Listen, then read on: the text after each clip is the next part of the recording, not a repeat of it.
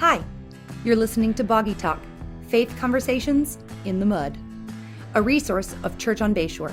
Hey, welcome to Boggy Talk. Thanks for joining us. We hope you're doing well because we certainly are, aren't we, James? We are doing fantastic. Except the fact that I'm just exhausted. I am doing fantastic. I feel a little more energized than I have, but that's because I've had a couple times where I got to go sleep in a hotel and slept for longer you were than 6 away. hours. Yeah. Oh man. So how are you? Yeah, you're tired. Yeah, it's just that season of November. You're off next week, right? Yeah, Thanksgiving. Wait, are we all? No, we're not off all of next week. No. We got to figure that out. No, so. yeah. No, Okay. there's times we got to work. Yeah. We do have Thanksgiving some work meals to coming do. up, but yeah, it's just been a season. I didn't preach this past Sunday. I think that helps. Yeah, D-Now weekend though was great for our students and our families. Alec, good job, buddy. It was great. Our kids were just looking forward to it, and they had a great time. Yeah, And it's always good to just get about 100 students just focused in on the word without a lot of distractions. It's good stuff. Yeah. The only distraction really is just how bad it smells in the room when they're all together that is jumping true. around. It is, that is true. Especially middle school boys. I mean, even one middle school boy, you walk in the room and you're like, we have 2 in our house, and you have a few in your house, and it just smells all the time. But It does. BO and Axe body spray. basically, it does not work to cover it up. Oh, well, that's enough Do you about. remember Javon Musk, the cologne before dude. Axe body spray? We would just douse ourselves. Speaking of, aren't cologne and perfume commercials the weirdest commercials? We were watching something the other day, and this new commercial for what's the actor who plays Kylo Ren? What's his name? The actor Adam Driver. Okay. And so it's him, and he's just running, and he runs You into look Adam Driver-esque. Like you could be because I have a big nose. Well, I do too. So. But he's running on the beach, and then he runs in the water, and there's a horse in the water, and they're both swimming, and then the end of the commercial is he's a centaur. That sounds like a Zoolander. What in the it does? You like my cologne? Does it smell good? I can't even smell it. I don't have cologne on. Me neither. It was a trick. I need was some hoping for you'd say I smell Christmas. good. Dude, Anyway, somebody earlier today my was natural scent. Somebody earlier today was in the have cologne. sanctuary, and they were wearing cologne, and it smelled so strong. But anyway, I digress. I don't have any right now. I'm out. I need some for Christmas. We both so. need it. No Javon Musk though. Do you remember what was the one? Drakkar Noir. That was what everybody wore. That's fancy. Yeah, though, right? but everybody in high school, that's what you wore. You had to wear Drakkar. CK1. I'm a little bit younger than you. there you go. CK1. That was what was big. That's the. It was the man. millennial. That's right. You were because if you guys or girls could wear it because it was CK1. That's so right. there you go. Oh, it was the beginning of where we are. I was a part of the beginning of where we are. You are the reason our culture is where it is right now. The rest of the states in the United States are. So. Not Florida. Not Florida and Georgia. Oh, Georgia. Yeah. Well, anyway, so there you go. Yeah, elections are that's done. Another. For now, that's hopefully. another. You were coming here to get away from that talk. All right. So hey, we are talking this week because we are actually away this week. Very far. In Pensacola, at the Florida Baptist Convention. Speaking of elections. Yes, so Florida Baptist Convention. So we wanted to really talk about the convention, what it is, why it's important, why we participate, and what's going on at the convention. So let's start off right there. What is the Florida Baptist Convention, Mr. Convention? Mr. I'm going to call you Mr. because you're being nominated for the Pastor's Comp. We're going to talk about this in a second. There's a video of you. You're like Mr. Convention this year. So what is the Florida Baptist Convention? The Florida Baptist Convention is a group of churches that cooperate together for mission. So I think we talked about this before because everybody's more focused on the Southern Baptist Convention. But we actually, most churches participate through their state first. And so then the states, so we send in money to the state and the state sends 51% of that on to the national causes, but 49% of that stays here for church planting in the state, One More Child, the Baptist College of Florida, the regional catalyst, the staff of the convention that exists to strengthen and help churches, disaster relief, all those kind of things. And I think, for most churches, more of the actual cooperation is more on a state and regional level than it is Southern Baptist Convention. So the convention itself actually is those churches meeting together for a day and a half. Meeting together. And every year. I think you're right. It does happen more on that local level, state level, because a lot of it happens through relationships that we have or people networking and just relationships you have with other pastors and churches, which is great. So you mentioned some of the ministries that the Florida Baptist Convention does in church planting, One More Child.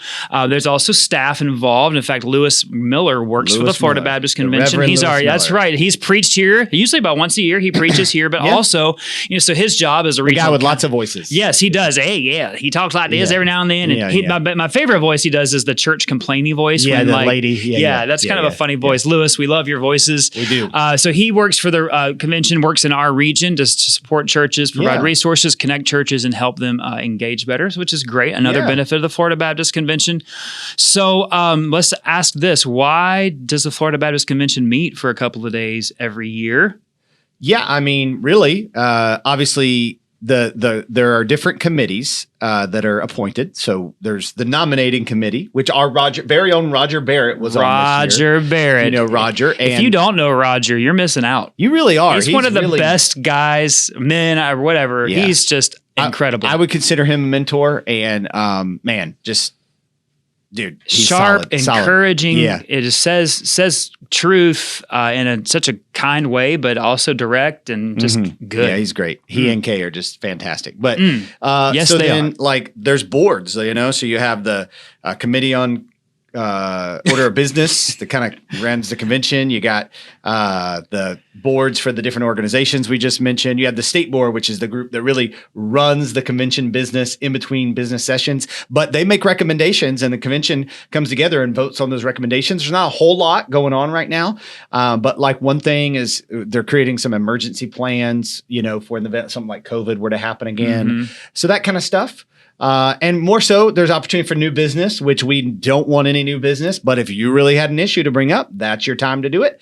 So in addition to that, there's a lot of preaching. There's the pastors conference that's attached to it. There's worship. There's celebrations, that kind of stuff. Networking is a big part of it too. Yeah, and a huge part of it really is just encouraging churches and church leaders, because not just pastors go. Anyone who can be a messenger from their church and go to the convention who's part of the Southern Baptist Church. But it really is a time of, I would say, life-giving time back to those who were there, just to pour into them.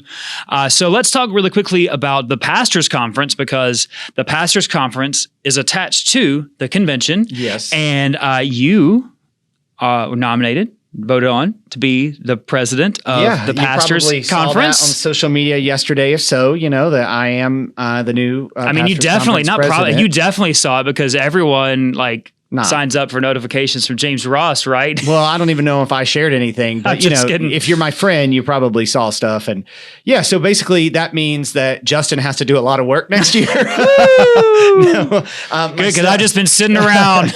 I'm the one who's basically responsible for organizing next year's Pastors Conference. And, there's a new person every year. And so we'll be with our first vice president and second vice president, David Tarkenton and Zelvis Applin. We'll be working together with them and their worship teams, hopefully, to just have a time of worship and preaching and maybe even some breakouts just to strengthen and equip our pastors. And it's free. The convention, kicks in some money thanks to some generous donors within our church. We might kick in some money and, just really build up our pastors because, just like last week, there are challenges that come with the military. And so I'm not saying we are, woe is us, but, being a church staff can be exhausting, especially in our culture. I think we are part of a great, very healthy church. We don't feel it as much as other pastors, but some of them are, and some of them don't have budgets to go to conferences. Right. That's exactly what I was about to say. Yeah. Conference. Yeah. It's free for them to come. And I think that's something we value, is that we as pastors need development and training and encouragement, all those things. And we are blessed to work at a church and serve at a church that intentionally helps us with some of that in our budget. Absolutely. But many pastors are not, and not just that, they're isolated in their communities. They're isolated, in some smaller towns or smaller churches, just don't have the resources to attend. And this is free. They just have to get there. So that's really a benefit. And I think what it does help is it helps with those networks. It helps with those partnerships, conversations for churches to start to work together more and more and more. And which is a beautiful thing. Yeah, it is a beautiful thing. So the reason, I am doing it is I actually was asked by someone a couple years ago, hey, would you consider putting your name in for this? And I was pretty new here. You were pretty new here, working on my doctorate, just didn't feel like it was the right time. But now with the current president of the convention, who I know well, like I have a close working relationship with him, the outgoing president of the Pastors Conference, I just felt like, hey, those guys can help me. And I'm in a little bit better season, and not that I could do a better job than anybody. There's tons of guys that'll do a good job at this. I just felt like, yeah, let's do it. Let's give it a go. I think we'll put on a great conference with the team from here and outside. And so we're looking forward to that. Yeah, I think it's great. It's, we say every Sunday. I asked you first for permission. You did. As you said wife. that, you asked. That's right. And you asked last time when you said no, you're like, what do you think? And I was like, honestly, I think there's too much on your plate. And that's probably not wise. And this time's like, I think we could do it. I think God can do it using us. But one thing we say every week here is that we don't just want to grow a church, we want to build the kingdom. And this is another way that we as Church on Bayshore, God's allowed us to help build the kingdom, because our church in doing this is helping provide some of the resources to do the pastors conference. And that is just a way for us as a church to say we want to strengthen and encourage other churches. Yeah, and sure. We're thankful for that. Thankful for absolutely. a church that doesn't just I think some churches are like, yeah, that's a great idea. Y'all should go do that. But I really think our church really, the people of this church really believe that. They really want to see our church. I didn't mean I believe. I mean I believe that people in our church. Yeah, I mean, that. I really think that. I think Town Hall a few weeks ago when we shared some of the stuff from missions and just some of the celebration, people are genuinely excited that God is allowing our church to be a part of this. Cool. It's humbling, man. It really is. Cool. It's really cool. And not only we're involved in other ways. So I mentioned Roger Barrett, but the one and only Justin Wyatt actually serves for the second time. They asked me back. As a board member for One More Child. And what was crazy about this is I was on the nominating committee. Yeah, that's right. Back in the day, whenever you got involved, and I knew you, and I was like, he's doing so much in orphan care here in Crestview at the time that. He needs to have a voice and you have a loud voice, but he needs to have his loud voice inserted in the conversation. So that was cool. With that board, you serve for 3 years, then you can serve again for 3 years for 6 years total. Then you have to rotate off. So I served 6, rotated off, and then I was like, all right, I guess I'm done. And they asked me to come back. So I was like, wow, it's an honor to be a part of what they're doing here in the state of Florida. 50 different ministry locations throughout Florida. 15 different countries, working with 5 primary target areas, and that is child hunger, which we did a meal packing event as part of Serve Day. It's packed 15,000 meals. They've served over 3 million meals in 2022 as of September 2022. That's pretty amazing. Anti-trafficking. So the state of Florida has actually asked One More Child to be a key partner in anti-trafficking efforts for young women primarily, but also men who are being rescued out of anti-trafficking. Foster care, adoption, single moms programs. They have an incredible single moms programs that they have across the state to provide holistic care for young women who find themselves in crisis and who need help. And then family support. They provide a lot of support for families with the goal of keeping families together, that they wouldn't be in a position where children need to be removed. Parents who, because of they're trying their best as parents, but because of circumstances need support, they're providing that support to keep families intact. So go One More Child. It's an incredible organization. Thankful to be a part of it. Yeah, there's just so many good things. And I would just say, ultimately, we kind of feel like, and I think a lot of believers feel this way. That's why there's so many, churches shouldn't kind of exist on an island. We should cooperate with other churches to build the kingdom. But I do want to clarify for those who just don't understand, we're autonomous, we're self-governed, so there's no group telling us what to and to not believe. I mean, granted, if we went off in a certain direction, other Baptist churches would say, hey, you guys are not you're not sticking to where we believe. May not cooperate anymore. Right. But that rarely happens, but it does happen within Baptist life. But if something were happening wrong, or just if for whatever reason we sensed, hey, this isn't what we want to do, we don't owe anything or anything like that. We could vote as a church, tomorrow. We'd have to do it 2 weeks in advance. So in 2 weeks, because we have to, bylaws say we have to say 2 weeks. We could say in 2 weeks, we're not going to do this anymore, and we can figure out a different way to do it. So it's just something we voluntarily do. And, it's not perfect. by any means, and it's messy. We got some cousins that I don't know we want to be related to, but twice removed. But I do think the Lord is working through it. So let me ask this question, especially in today's culture and climate, spiritually with the church, and so much, deconstruction, and there's so much distrust of the church, some of which is very valid. Why would we stay? Why is affiliation and cooperation with the Southern Baptist Convention, the Florida Baptist Convention, why is it valuable? Yeah, I just think we could do so much better together, so much more together. Just what you talked about with One More Child, there's just no way we could do that by ourselves. And there's no way we could send missionaries the way we're sending them. And there's no way that we can do the things for Florida Baptist. I mean, disaster relief, that's a huge part of it. So I just think that alone, until there's a big, big, big compelling reason not to, we should. And you might say, well, we could do these other parachurch ministries that don't have as much baggage, but I'm like, yeah, they don't have baggage anymore. They just have history. Right. I would just say that I don't think when One More Child is doing their ministry or Florida Baptist Disaster Relief are doing the ministry that people are like, but before you minister to us, we're Southern Baptists rooted in slavery. I get that philosophical debate of I can't be a part of something that has those roots. Fine. But to me, the good is worth it. Yeah, there's so much. I agree. There's so much more we can do together that I believe God is allowing churches to do together by partnering together. And there's issues, and I think we're trying to address a lot of those issues as a denomination.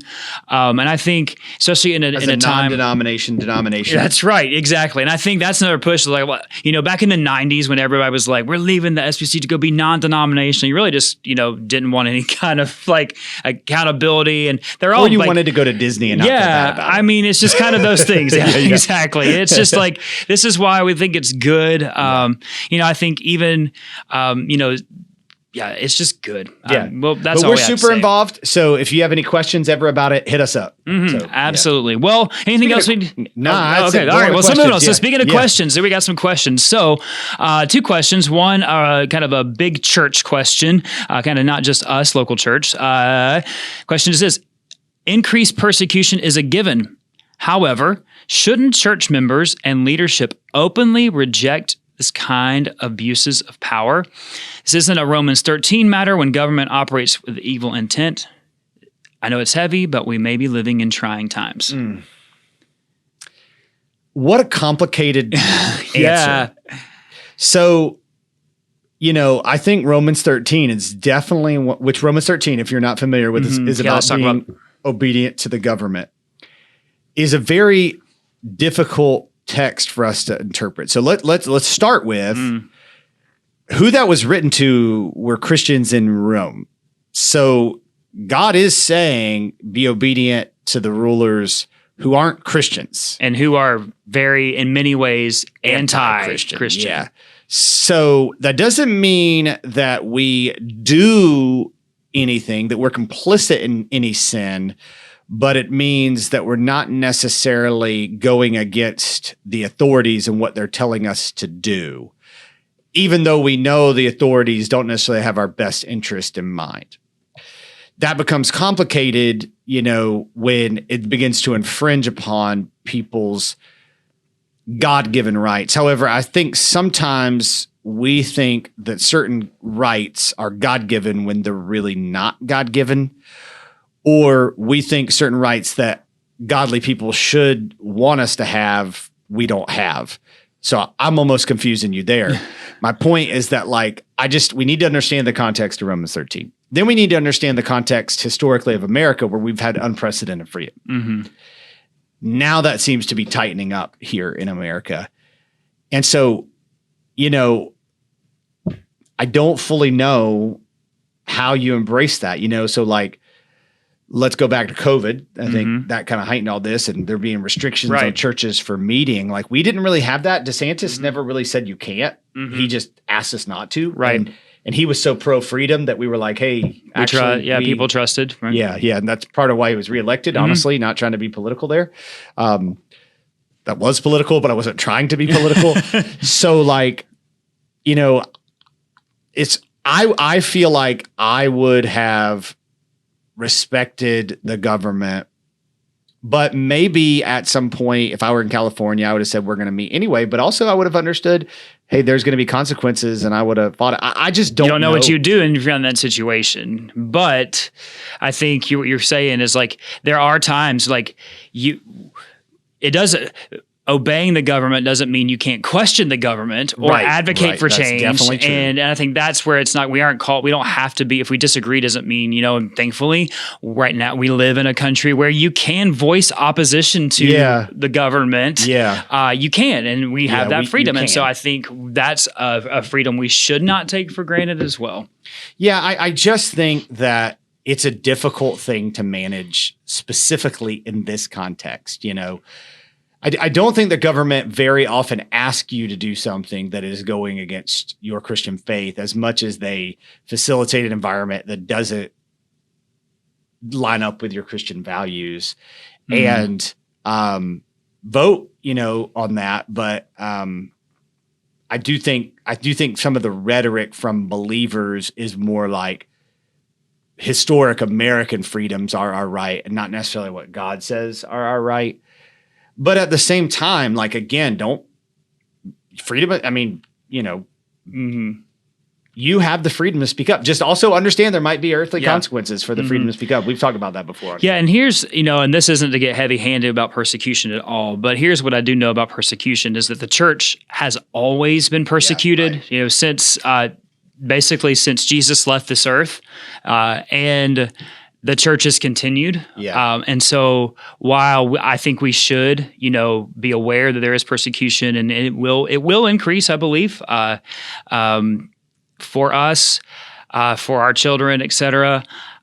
It ultimately does not have any bearing upon our faith. Right. And the places where the church is growing the fastest rate right now are in places where the persecution is the heaviest and the most intense because there is a very real cost attached to it. So it's not a cultural faith. It's not just something you do. It is in many places a life or death choice. So I think not to be heavy-handed and to try to make it sound like these things aren't very serious for us right now. Right. But at the same time, we have to remember that, persecution throughout history has only caused the fire to burn brighter. Yeah, that's absolutely true. And I mean, it is the people who are concerned, like this is a slippery slope as the government begins to infringe upon here, they're going to infringe more. I mean, that's a valid concern because this history typically does show that. And I will also say, like, there's difference in someone advocating for others' rights and defending their own, sense of autonomy, because we're called to be a voice to the voiceless, and father to the, to speak the character of the father to the fatherless. And so and I mean, people have a point. I'm not saying this, please, but people have a point when they're like, I don't want to pay taxes to a government that pays for abortions. Like, there's some validity in that, but also God never said, if you don't pay your taxes, that you're not going to get arrested. Yeah. So there you go. So just understand that. And so I think that's why Romans 13 is telling Christians, follow the laws while also trying to maintain your faith. And there are moments those will collide. So I would say pay taxes still, but then be the voice for the father, voice for the voiceless, Yeah. So, man, we're probably That's just boggy. boggied That's all that boggy, up. boggy, So boggy. some people think we have no spine, and some people said, that we are just Republicans. I'm nonpartisan. Too much of a spine. I'm nonpartisan. Okay, next All right, question. so next question. How are we on track with our 50-50 goal, and why are we doing that in the first place? So let me clarify. The 50-50 goal is for our budget. We're talking about 50% of our budget Going to Pastor James. Right. We are not very far in that. 50% of our not. budget Got a going long way to to go. ministry and Nor do I need missions, that. and the other 50% going towards other things like administration, personnel, insurance, all the things that help the church run. So, which are all related to missions and ministry, but we're talking about we want 50% spent on the ministries of the church and missions. So where are we in that goal, and why are we doing that in the first place? So let's start there. Why are we doing that in the first place? So for clarity, that goal is all receipts. So it's not just what you see in the budget. It's everything given, as we designated giving, because we do also have special offerings throughout the year. So our goal is that, say in a given year, $1 million came in, that 500,000 of that would be spent on missions and ministry directly. Granted, everything is missions and ministry, right? Yes. You pointed that out, and then I spoke to it the other day at a town hall. I was like, I shouldn't say that. Yeah, which we know what they're saying. So how are we doing? Well, we actually are moving in the right direction. On designated budget, we actually took a step backwards, but that's because of inflation. But where our giving is just incredible generosity. I mean, we met budget a week ago, like for the year. You heard about that, incredible generosity. So we are actually closer to that than we've ever been. And we have an aggressive plan to pay off the debt that, existed when you and I came to this church, and has been managed well by 2028, which means 2028 is the goal to do that. We really are in the position in 2028 where we can be there. So you'll see a massive shift from 2027 to 2028. And then at the same time, the numbers are all going up in the right direction. It just, this year, unfortunately, it's so hard. With insurance, utilities, cost of living, it was very challenging. Yeah, our insurance for the property insurance, our utility bill just is out the roof, just like everyone in their own household is the same way. Maybe if we fix the roof, then the utilities would be not That's right. Expensive. Maybe we could cap that. But I think one of the benefits we have is we have a very strong church administrator, Steve Renna, and a very strong stewardship ministry team who have really put a lot of time and effort into the numbers to help us track this. So it's not just an idea, but they actually have measurable goals for us each year to move the needle that way. And here's why we would do that is because we want to be a generous church. It goes back to what we said about the Florida Baptist Convention. We're not just trying to grow a church, we're trying to build a kingdom. So we could take all that money. For clarity, not our kingdom. Yes, the kingdom of God. Did I say our kingdom? No, you just said build a kingdom. Build the kingdom. Sorry. I know what you meant, but build the kingdom. The kingdom of God. We could take all that money that we're given to missions and ministry, and use more of it here and improve more things on campus. There's lots of things. Both of us have a lot of things we like to see happen, but they just aren't reality because we believe that there's a greater good to come from using them for these other things. Here's what I think. I think if we did that, I just don't know that we would be entrusted with as much. I think, it's just like in our own family budgets when we tithe, we give sacrificially. And I just think, man, I think we're in a position to do that and God entrusts us with it to do it. So that's what we're supposed to do. So that's why. And I've said all along, we may not get there, but we are, that's kind of the tension. That's the goal. Right. So it's kind of like if your goal were to be, the fastest runner in the country, I mean, that might be unrealistic, but let's say it was, and you were younger and it was more realistic, for you, not for me. Hey, I'm going to push myself as much as I can to get there. And that's what we're trying to say, is we're going to do a lot of good on our way there. And we are doing a lot of good on our way there. Yeah, man. And a plan is better than no plan. Amen, brother. It's getting us there. Hey, seek first the kingdom of God and his righteousness, and all these things will be added into you. They will fall and into as place. We've done that, it's amazing to see him take care of our church. Yeah, but if you've got questions about our budget, you are welcome to ask. You can email Steve at churchonbayshore.org. You can get in touch with more information than you want. Yeah, Steve is good at that. He is good at that. So budget's open book. What exactly do we pay Justin to do? He only works on Sunday mornings. All your extra. Yeah, me too, though. All right, so hey, we're playing a game. Yeah, we are playing a game. And I have no idea what this game is. Well, since we've talked so much about me and the pastors' conference and all that, I thought I'd make it about me, but also... It's all about you. Kind of how well you know me. Oh, gosh. So I'm going to share some of my favorite quotes. And you got to tell me who it's by. You're not going to have a clue on some of these, but I kind of want to hear your guess. Well, I'm terrible with names, so... this is going to be a challenge. I might, it might be a little inspirational as to some of these. Are these real people, fictional characters, maybe mixed? You don't have to. I'm starting with all real people. Okay. All right. So this one, I don't know who said it, so I'm just going to say this one.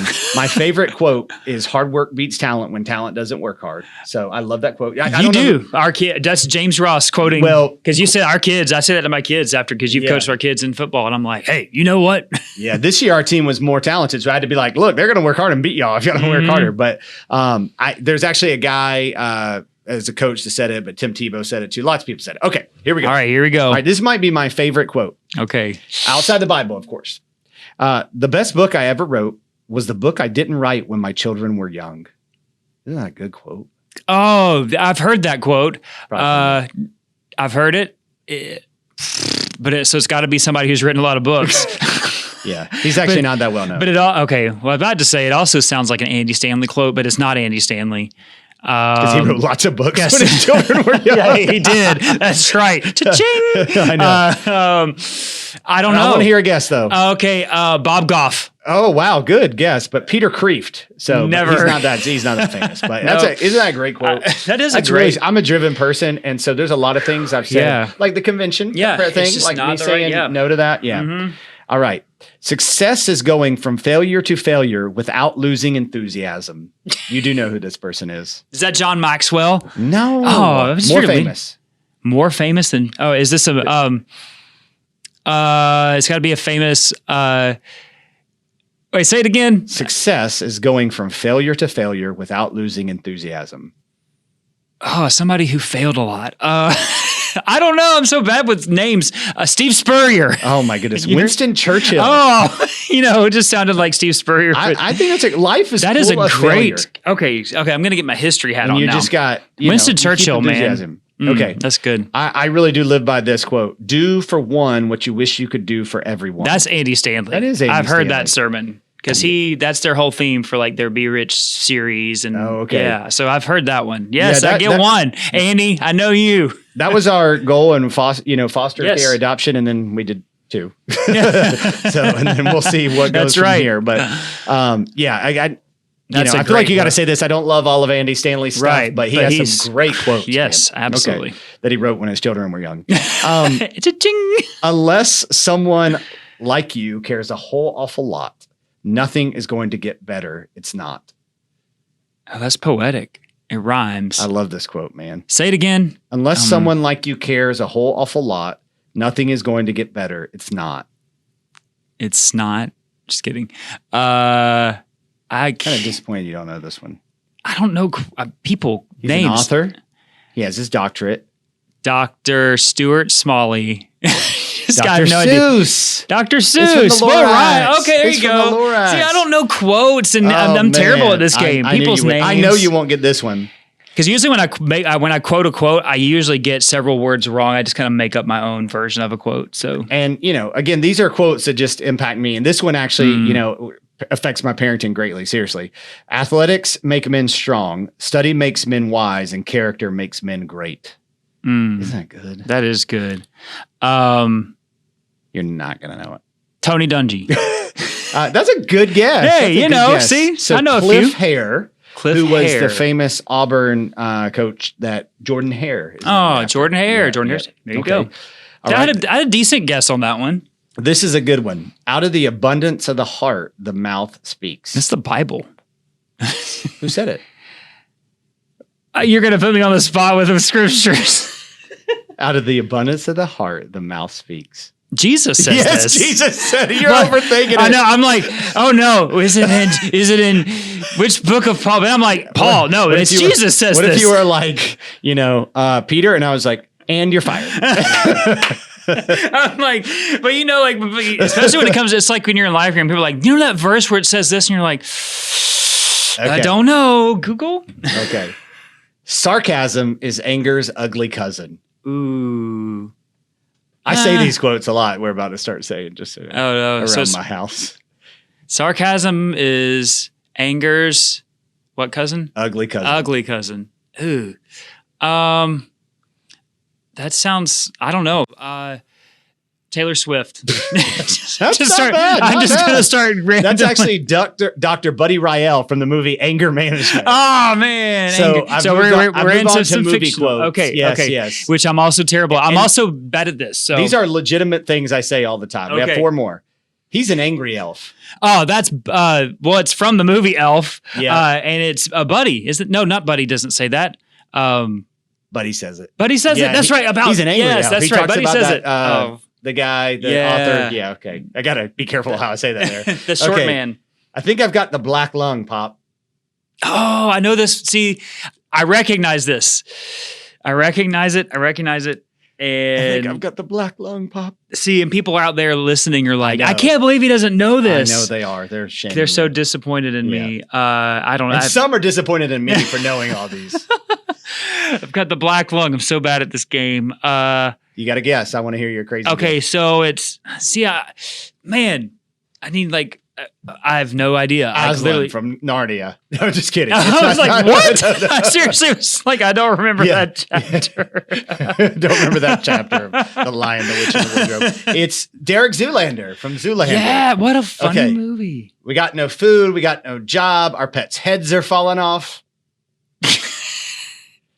Okay, I've probably Got no seen. food. Got no job. Our pets' heads are falling off. Come on. I have no idea. I'm like totally man. blank on these. Lloyd Christmas from Dumb and Dumber. Man, that's been a while since I've seen Okay. that. That's so funny. I'm All right. These are, again, Okay. things I just say randomly. That's a great Last one. All right. All right. so disappointed in myself. All right. All right. Oh, that's an actual quote. Yes. All right. You don't know this? Man, somebody's gonna have to like make a montage. It's because he grew up with VidAngel and I didn't. Oh man, Watching Pure Flicks and whatever. all I think a those lot of things these were. movies came out when I don't know. Yeah, they came out when I was like 18 to 22. Several of these. probably and in you were- college, and I was Yeah, in you were Korea. serving I was the Lord. overseas. You were serving I was the Lord overseas. while I was I do have this window watching of a like bunch of American movies. pop culture that I have no reference for. But this one's actually from when you were in high. This is like All right. all right. This is like your coming of age movie, man. Dazed and Confused. Oh, I never seen Matthew it. McConaughey, Never seen it. Wooderson. You know what movie I can quote because I've seen it more times than any other movie in the world. The Passion. That's a hard movie to watch. It is, and I think it wasn't in Aramaic. Yeah, it was. You I know. you don't quote Can't it. even do it. Wayne's World. Oh, Because man. that was you're dating yourself, brother. Well, but this is why I was young. But my grandpa died, and my cousins and I, like we at my grandma's house during the funeral weekend, it was a big thing, and we were all just kind of banished to the back room, like because our parents just had a lot to deal with, and we watched that movie He like kept saying 10. swing the whole time at a funeral. I don't know. Party on, Wayne. Oh, Hi, man. Wayne. Oh yeah, so there you go. I'm terrible at movie quotes, except maybe Wayne's World. So Yeah, I'm gonna do in December. I'm gonna do a Christmas movie quote. okay, so I'm going to study. I'm going to prepare. I'm going to watch every Christmas movie. Hey Justin, the service wasn't that good this week. Why? Yeah, I just really didn't have time to work on the music because I was too busy studying. I was the watching Boggy all the Talk game. Hallmark Christmas movies. I Just will kidding. not be quoting Hallmark. I will never movies. watch one either. And thankfully, Christy Wyatt never will either because And she's I like, that's don't know if one- Christy Ross watches. one, those. she's like, I she don't have watches time murder for it. shows, but have you seen that murder show That's skit so on funny. SNL? Yeah, Murder show. That's so funny. You gotta go see it. Well, hey, so besides my needing to brush up on some quotes, we hope this has helped At least you. you got Jesus. I think I that was got the the- only one you got. No, you got No. Buddy the Elf. I got Buddy, and I got the Andy Stanley quote. So I got 3 out of like 15. You know, so 10, 11. I Yeah, did you not bad. pass. You didn't do That's bad. okay. But I succeed in other ways You in do. life. You So do. You do. hey, thanks for listening. Please still tune in You're next like validating time. yourself. I succeed. I am good at things. Okay? I can do some things. Thanks for listening to Boggy Talk. We are so glad you joined in the conversation. Go ahead and subscribe so you don't miss a beat.